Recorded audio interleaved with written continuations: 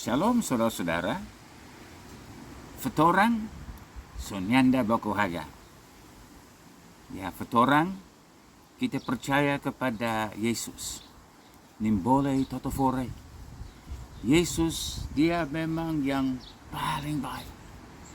Dan saya senang bahwa saya boleh ketemu dengan kumpulan dari Minahasa. Saudara-saudara, pada saat ini kita berada di dalam satu masa krisis secara global. Dan topik untuk kita pada hari ini adalah menghadapi krisis masa kini. Dan memang kita sudah tahu ada cukup banyak hal yang masuk ke dalam krisis yang kita sedang hadapi. Tentu yang pertama yang secara global yang kita sedang hadapi adalah wabah COVID-19. Ini sudah melanda dunia sejak bulan Desember tahun 2019. Dan di dalam krisis ini, awalnya dari Wuhan, dari China sudah meluas, dan ini telah menghasilkan lockdown global di berbagai bangsa. Krisis yang kedua yang kita sedang hadapi ada juga kaitan dengan COVID-19, tetapi sudah ada sebelumnya, bahkan akan ada sesudahnya, yaitu transformasi dari USA dan bahaya-bahaya internasional yang kita sedang hadapi. Tentu COVID-19 telah mempertajam hal-hal ini. Yang ketiga adalah fokus gereja yang keliru. Nah, kita akan melihat beberapa hal yang menunjukkan fokus kita yang tidak sesuai dengan Alkitab. Dan bagian yang keempat yang kita mau selidiki adalah solusi terhadap krisis yang kita sedang hadapi. Nah, karena kita sudah tahu bahwa keadaan dunia ini sudah berubah jauh sepanjang tahun yang lalu ini. Jadi kita harus siap untuk menghadapi apa yang Tuhan sedang sediakan untuk masa depan. Dari keempat isu yang kita sedang hadapi di dalam masa krisis ini, yang pertama yang saya ingin gali sedikit adalah tentang COVID-19. Ini tentu sudah menggoncangkan di mana-mana. Kita sudah tahu kalau di Amerika Serikat, baik di California maupun di New York, ini sudah menjadi berat sekali. Tapi kita juga sudah tahu di Indonesia berat. Saya sudah tahu mungkin lebih dari 100 hamba Tuhan yang sudah meninggal di dalam tahun yang lalu ini akibat dari COVID-19. Di Manado juga tidak sedikit yang sudah menjadi korban. Tapi kalau di dalam kita melihat COVID-19 ini, saya ingin kita perhatikan betapa luasnya COVID-19 ini dibandingkan dengan hal-hal yang lain. Misalnya di dalam kematian global selama 14 bulan yang lalu ini, jumlah total kematian COVID-19 yang dicatat dari Johns Hopkins University adalah 2.046.814 orang. Ini memang cukup banyak. Dan di dalam 3 minggu pada tahun 2021 ini secara global, yang mati dari COVID-19 adalah 310.755. Wah, ini memang banyak sekali. Tetapi coba saudara perhatikan tentang kematian anak-anak, bayi-bayi di dalam kandungan, alias aborsi. Di dalam waktu yang sama, 310.000 orang mati dari COVID, sudah terjadi 2.150.344 bayi yang diaborsikan di dalam waktu yang sama. Hanya 3 minggu pada tahun 2021 ini. yang mati dari kanker di dalam 3 minggu pertama Januari tahun ini 413.009 orang. Yang mati dari akibat panjang juga dari HIV AIDS 84.522. Yang mati karena rokok 251.875. Jadi kita harus melihat COVID di dalam perspektif internasional. Ini menjadi satu alasan yang dipakai secara global untuk mengontrol populasi-populasi di dalam berbagai kota dan bangsa. Nah, COVID-19 ini juga merupakan kesempatan untuk globalisasi dan kontrol dari bangsa-bangsa di dalam politik, bisnis, perdagangan, agama, dan media. Hal ini boleh dikatakan dinubuatkan di dalam Daniel 7 dan Wahyu 13. Bukan khusus COVID-19, tetapi kecenderungan untuk kontrol global. Dalam Daniel 7:25, ini tentang munculnya antikristus yang akan datang. Ia akan mengucapkan perkataan yang menentang yang maha tinggi dan akan menganiaya orang-orang kudus milik yang maha tinggi. Ia berusaha untuk mengubah waktu dan hukum, dan mereka akan diserahkan ke dalam tangannya selama 1 masa dan 2 masa dan setengah masa. Dalam Wahyu 13:7-8. Nah, ini menjadi jelas lagi di sini. Ia diperkenankan untuk berperang melawan orang-orang kudus dan untuk mengalahkan mereka, dan kepadanya diberikan kuasa atas setiap suku dan umat dan bahasa dan bangsa. Dan semua orang yang diam di atas bumi akan menyembahnya, yaitu setiap orang yang namanya tidak tertulis sejak dunia dijadikan di dalam kitab kehidupan dari anak domba yang telah disembelih. Kelanjutan dari apa yang kita melihat di dalam kitab Nabi Daniel dan kitab Wahyu tentang munculnya sistem antikristus.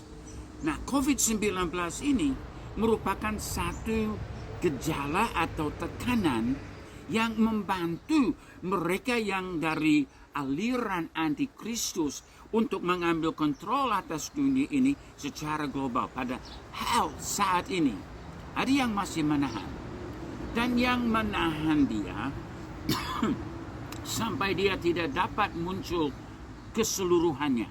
Kuasanya belum bisa muncul total karena masih ada gereja yang hidup, orang-orang yang percaya kepada Yesus. Seperti yang kita baca dalam 2 Tesalonika 2:6-8. Dan sekarang kamu tahu apa yang menahan dia, sehingga ia baru akan menyatakan diri pada waktu yang telah ditentukan baginya. Karena secara rahasia kederhakaan telah mulai bekerja, tetapi sekarang masih ada yang menahan. Kalau yang menahannya itu telah disingkirkan, nah itu gereja Tuhan dalam Wahyu 12 yang akan disingkirkan. Pada waktu itulah si penterhaka baru akan menyatakan diri. Nah itu Wahyu pasal 13. Tapi Tuhan Yesus akan membunuhnya dengan nafas mulutnya dan akan memusnahkannya kalau ia datang kembali. Nah itu adalah Wahyu 19. Bagian terakhir kita akan melihat bahwa dia yang akan datang, antikristus itu yang akan datang, akan mengubah waktu, akan mengubah hukum, akan mengambil alih total di atas dunia ini sebagai diktator di dalam politik, dalam bisnis, dalam ekonomi, di dalam agama. Nah ini yang kita harus siap untuk menghadapi krisis ini pada akhir zaman. Jadi kalau COVID-19 adalah isu pertama yang kita hadapi di dalam krisis global pada akhir zaman ini, yang kedua secara khusus adalah transformasi Amerika Serikat, USA, dan bahaya-bahaya internasional. Ya, kalau kita melihat di Amerika Serikat secara khusus, ada perang saudara yang sedang terjadi. Pada saat ini itu ada di dalam bidang pola berpikir, filsafat. Apa yang merupakan Amerika yang diharapkan. Kita melihat polarisasi dan segmentasi yang sedang terjadi di dalam Amerika. Kalau kita melihat di antara yang sayap kiri dan sayap kanan, ada jurang pemisah yang yang begitu yang begitu jauh. Tapi di dalam perang saudara ini yang sedang terjadi di Amerika Serikat, seperti dengan peristiwa yang terjadi dan interpretasi yang terjadi atas demonstrasi yang terjadi di Capitol Hill. Demonstrasi yang terjadi untuk Black Lives Matter dan hal-hal yang lain diinterpretasi dengan cara yang satu. Tapi kalau yang di Capitol, itu lain perkara sekali. Nah, ini memang menjadi cara interpretasi atau tafsiran yang sangat bahaya yang akan membuat perpecahan di dalam Amerika. Memang antikristus, roh antikristus mau supaya Amerika dilemahkan. Nah, ini adalah satu perang yang kita sebagai orang Kristen, kita jangan sampai terlibat secara politik untuk mencari solusi. Kita harus mencari di dalam Tuhan. Ini adalah satu bagian dari gerakan antikristus akhir zaman. Memecahkan orang percaya, memecahkan bangsa-bangsa, dan menciptakan ejekan-ejekan terhadap Tuhan dan firman-Nya dan gerejanya. Tapi kita juga melihat di dalam kebijakan agresif China, Iran, Korea Utara, juga sedang membuat dunia menjadi dunia yang lebih berbahaya. Dan orang sedang hidup di dalam kegelapan, di dalam ketakutan. Apa menjadi jawaban? Siapa akan menjadi jawaban? PBB tidak mampu. Pemerintahan bangsa-bangsa tidak mampu. Jadi yang Tuhan menentukan adalah kita sebagai gereja, sebagai orang yang percaya. Nah, ini adalah bagian dari rencana globalisasi. Globalisasi supaya mengontrol pola berpikir manusia, supaya manusia menjadi kayak domba-domba yang tunduk dan siap untuk disembelih. Ini adalah taktik dari setan untuk menghancurkan gereja, menghancurkan firman Tuhan, dan untuk menghentikan penginjilan. Kita juga melihat di dalam perdebatan climate change atau perubahan iklim. Ini juga merupakan satu perang antara fakta-fakta. Sebenarnya bukan bahwa orang yang menolak yang disebut perubahan iklim atau climate change, atau disebut climate change deniers, sebenarnya bukan climate change deniers. Hanya dilihat di dalam apa yang menjadi penyebab. Apakah ini satu siklus yang terjadi setiap ratusan atau ribuan tahun sampai terjadi perubahan-perubahan di dalam iklim, ataukah ini sesuatu yang dihasilkan oleh industri manusia atau tangan manusia? Fakta-fakta tidak mendukung bahwa manusia adalah penyebab utama. Manusia mungkin penyebab 2% saja dari apa yang sedang disebut climate change. Ada faktor-faktor lain yang jauh lebih penting, seperti letusan gunung-gunung berapi, tentang sapi, tentang hal-hal yang lain. Jadi ini adalah hal-hal yang memang perlu diperhatikan di dalam perdebatan ini. Juga kita melihat propaganda dalam pendidikan, khususnya tentang LGBTIQA, tentang Darwinisme, tentang susunan keluarga, penolakan Alkitab. Ini adalah perang yang juga terjadi di dalam bidang roh. Dan kalau kita, orang kita harus begini, harus begitu tahu. Kita harus mencari orang-orang yang menjadi percaya kepada firman Tuhan. Nah, isu yang ketiga yang kita hadapi adalah fokus gereja yang keliru. Pertama, saya mau menyebut gereja dan politik. Terlalu banyak orang mengharapkan bahwa gereja akan mengubah politik dari bangsa. Memang kita adalah garam dunia. Yesus berkata, kamu adalah garam. Dan garam akan mewarnai. Garam dapat memberi pengaruh. Dan tentu kita dapat memberi pengaruh. Tapi jangan kita mengharapkan politik sebagai sumber transformasi di dalam bangsa. Tuhan mempunyai kuasa jauh lebih besar daripada politik, yaitu firman Allah, urapan Roh Kudus, mujizat-mujizat yang datang dari Injil Tuhan Yesus Kristus. Dan kalau gereja berfokus kepada politik, keliru kita di dalam menghadapi isu-isu yang ada di dalam dunia masa kini. Yang kedua di dalam isu gereja atau fokus gereja yang keliru adalah keakuan. Kita sudah menjadikan Yesus dan saya. Bukan bahwa kita adalah bagian dari satu gerakan Allah yang besar yang menyangkut semua orang percaya, disebut tubuh Kristus. Pokoknya di dalam agama pun, di dalam beriman kepada Kristus, kita terlalu banyak fokus kepada apa yang baik untuk saya. Bagaimana saya sukses, bagaimana saya menjadi kaya, bagaimana hidup saya enak-enak saja. Bukan. Kita memang dipanggil untuk pikul salib, untuk mengikuti Yesus, untuk memberitakan Injil, juga untuk menghadapi aniaya. Yang ketiga di dalam fokus yang keliru di dalam gereja adalah fokus pada angka 666, microchip. Ada yang juga tentang vaksinasi. Oh, jangan terima vaksinasi, nanti akan terima chip antikristus. Chip antikristus tidak disebut di dalam Alkitab, angka 666 disebut. Itu adalah satu pilihan, satu keputusan untuk seorang menolak Yesus, menolak Bapa, Anak, dan Roh Kudus, dan menyerahkan diri total kepada setan, antikristus, dan nabi palsu. Itu bukan fokus kita. Fokus kita adalah bagaimana kita menyelesaikan rencana Allah, maksud abadi Allah untuk kita. Kalau kita fokus kepada 666 dan kita hidup di dalam ketakutan, kita menjadi lumpuh beriman.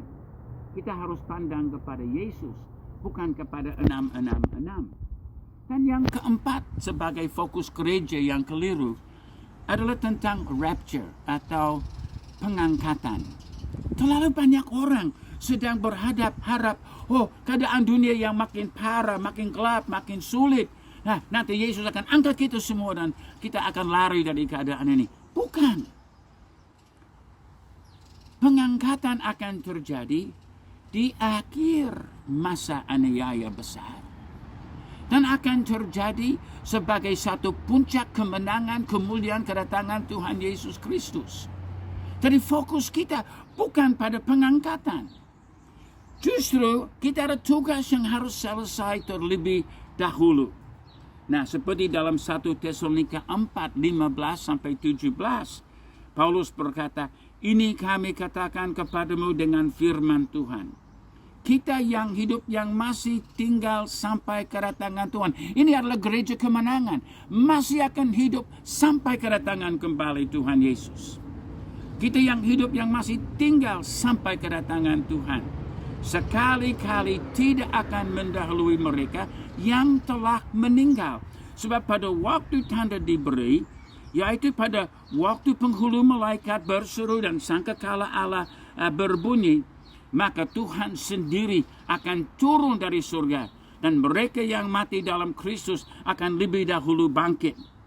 Sesudah itu kita yang hidup yang masih tinggal akan diangkat bersama-sama dengan mereka dalam awan menyongsong Tuhan di angkasa. Demikianlah kita akan selama-lamanya bersama-sama dengan Tuhan. Jadi yang mati dalam Kristus harus bangkit terlebih dahulu.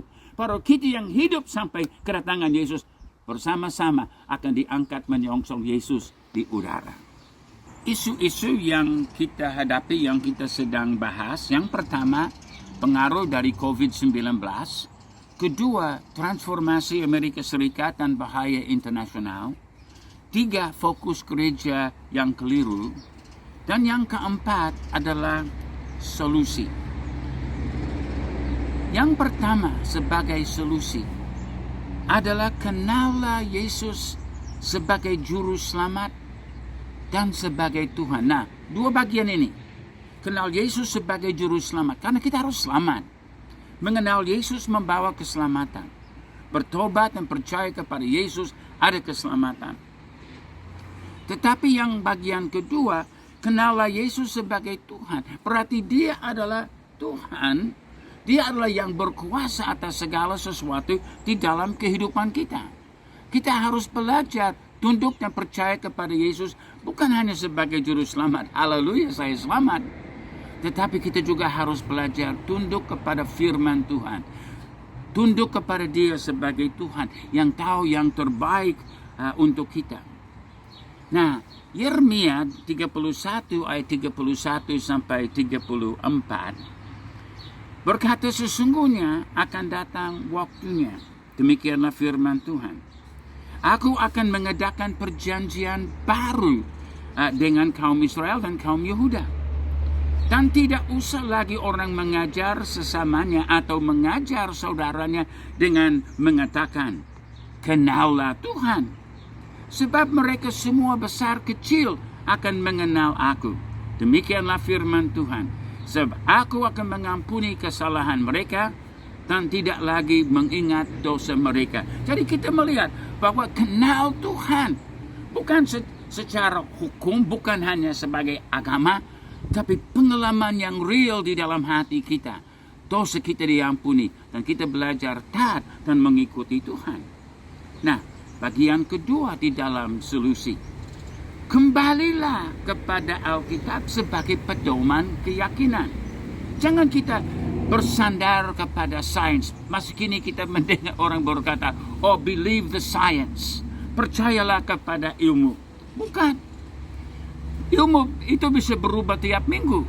Tapi firman Tuhan itu kekal selama-lamanya.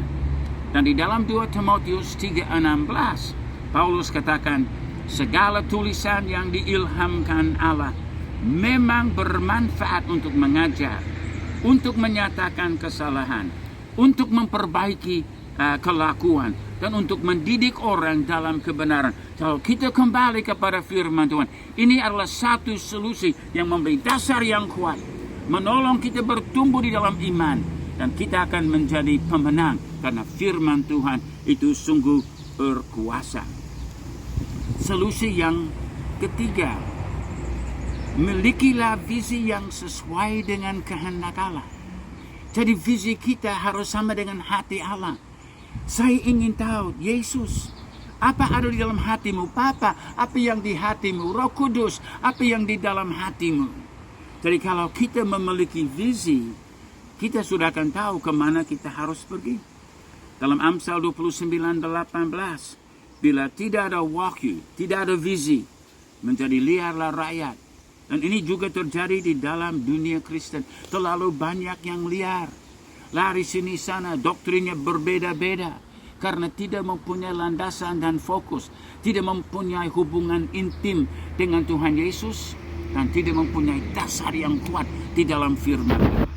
Jadi saudara-saudara, kita harus memiliki visi yang sehat. Nah, kita akan melihat beberapa bagian di dalam visi sehat. Yang satu, ajaran rasuli berkuasa dan menang. Jadi dengan kita kembali kepada Alkitab, back to the Bible, kembali kepada dasar firman Tuhan, kita akan melihat ada kuasa dan ada kemenangan. Di dalam Kisah 2:42, gereja mula-mula dikatakan mereka bertekun dalam pengajaran rasul-rasul, bukan filsafat dunia, bukan di dalam ilmu pendidikan dan itu memang bisa bermanfaat. Tetapi yang berkuasa dan menang adalah firman Tuhan. Kisah 19:20 ya. Di sini saudara bisa bandingkan bahasa Yunani dan terjemahan Alkitab bahasa Indonesia terjemahan lama. Dikatakan makin tersiarlah firman Tuhan, makin berkuasa dan menang. Kalau saudara ingin melihat kemenangan, beritakanlah firman. Jangan saudara terlalu pusing dengan intelek-intelek dunia. Tetapi kita melihat Firman Tuhan adalah intelek Allah, kuasa Allah, pikiran Allah, mujizat Allah. Yang kedua, di dalam visi sehat adalah bumi akan penuh kemuliaan Tuhan. Ini adalah visi yang kita miliki. Habakuk 2 ayat 14 berkata, bumi akan penuh dengan pengetahuan tentang kemuliaan Tuhan, seperti air yang menutupi lautan. Dan Nabi Yesaya, di dalam Yesaya 60 ayat 1 sampai 4, bangkitlah, mencari teranglah, sebab terangmu datang dan kemuliaan Tuhan terbit atasmu. Nah, coba lihat, terang Tuhan, kemuliaan Tuhan terbit atas kamu, atas gereja. Wafat orang ini luar biasa. Kita akan melihat Allah bekerja dengan luar biasa. Sebab sesungguhnya kegelapan menutupi bumi dan kekelaman menutupi bangsa-bangsa. Pada saat ini seperti itu. Kegelapan dan kekelaman, kebingungan, orang kacau, orang panik, orang tidak tahu apa yang akan terjadi. Orang sedang mencari solusi, mencari jawaban. Di mana mereka akan temukannya? Kalau bukan di dalam saudara. Karena Kristus ada di dalam saudara. Ini adalah jawaban yang Tuhan sediakan untuk dunia ini. PBB bukan jawaban. Presiden Amerika bukan jawaban. Perdana Menteri Australia bukan jawaban. Presiden Indonesia bukan jawaban. Firman Tuhan menyediakan solusi untuk kita. Wah, bumi akan penuh kegelapan dan kekelaman dan kebingungan. Tetapi terang Tuhan terbit atasmu. Dan kemuliaannya menjadi nyata atasmu. Angkatlah mukamu dan lihatlah sekeliling. Mereka semua datang berhimpun kepadamu. Jadi di dalam visi Tuhan akan ada kegerakan rohani yang maha besar. Dan kuncinya adalah orang percaya. Orang percaya yang komit kepada Tuhan sebagai Tuhan. Komit kepada firman Tuhan, melakukan kebenaran, hidup di dalam kasih Yesus, berjalan di dalam urapan Roh Kudus. Nah, bagian ketiga di dalam visi sehat, melayani orang-orang percaya agar menjadi sempurna serupa Kristus. Jadi kita bukan melayani orang supaya mereka mempunyai pekerjaan yang bagus, pendidikan tinggi, mereka sukses di dalam bisnis. Hal-hal itu baik, tapi itu bukan visi kita. Visi kita adalah supaya orang berubah dan menjadi sempurna serupa Kristus, seperti Paulus anjurkan dalam Kolose 1:28 untuk memimpin tiap-tiap orang kepada kesempurnaan dalam Kristus. Yang keempat di dalam visi sehat adalah bangsa-bangsa menjadi murid Kristus lewat amanat rasuli dan amanat agung. Amanat rasuli adalah perintah kepada para rasul untuk mendewasakan orang percaya menjadi serupa Kristus. Nah, Roma 1 ayat 5 berkata, dengan perantaraannya kami menerima kasih karunia dan jabatan rasul untuk menuntun semua bangsa supaya mereka percaya dan taat kepada namanya. Dan amanat agung membawa Injil ke seluruh dunia. Matius 28:20, karena itu pergilah, jadikanlah semua bangsa muridku. Habakuk 2 ayat 2 dan 3. Lalu Tuhan menjawab aku, demikian, tuliskanlah penglihatan itu dan ukirlah itu kepada loh-loh supaya orang sambil lalu dapat membacanya. Sebab penglihatan itu masih menanti saatnya, tetapi ia bersegera menuju kesudahannya dengan tidak menipu.